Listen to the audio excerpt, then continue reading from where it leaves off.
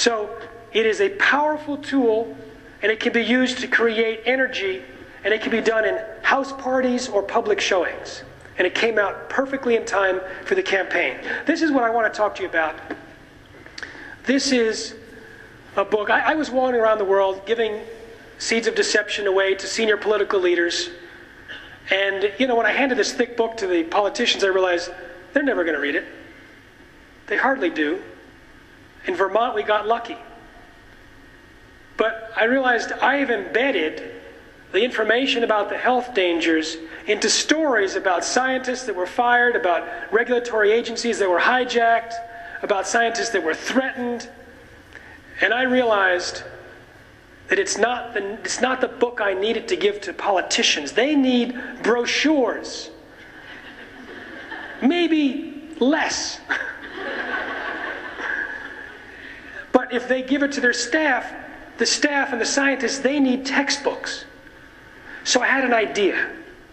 The idea was to do a 2-page spread. And this side, the executive summary, is for the attention deficit politician. And this side is for their staff.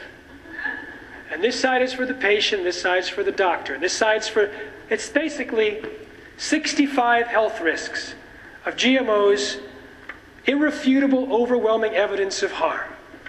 And when I give this to presidents and cabinet ministers and politicians around the world, I say, use this as a checklist. There are 65 health risks. Demand from the biotech industry that they counter each of those risks with rigorous independent data. If they can, I have no health argument. But if they can't, they have no justification for putting the foods on the market. And I have a place on my website with all of the left pages, and I say, please respond, challenge. And I describe in the book, please, biotech industry, respond, challenge. But I also say they won't. Because they lose the argument on the level of details and science.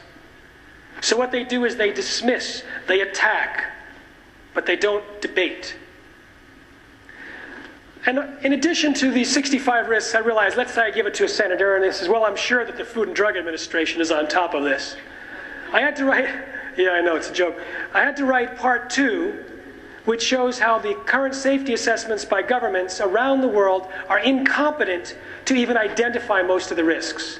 And part 3, how industry-funded studies are designed to avoid finding the risks. And part 4, why GMOs are not designed to feed the world. Their average one reduces yield. It's the worst possible thing. It takes money away from more appropriate technologies, and it causes things like suicides, etc. So this is for the left brain, and the medical doctor, and the school superintendent who needs to get convinced. So we've got a lot of different packaged materials that we've put together, and we are ready. We are really ready for this campaign. I've been working for 12 years. Please don't wait. Please take this message. We don't have the time, the luxury of the time, while they're polluting our gene pool, while they're introducing new products, while they're possibly colonizing our gut bacteria. We don't have time. But we have tremendous power. We just have to share these main points. Give people a choice. We just got this shopping guide a few weeks ago, and I've been carrying it around in my pocket, giving it to taxi drivers and waiters and people I meet in the airport. They are so excited. 9 out of 10 Americans want GMOs labeled. More than half would avoid them if they were labeled. We're not the minority. In this case, we're not unique. In this case, we're not weird. Think about it. We're not weird. That sounds kind of strange. But as far as being against GMOs, we are the vast majority. So let's make it happen. Let's make 2009 the year of ending the genetic engineering of our food supply. Thank you very much.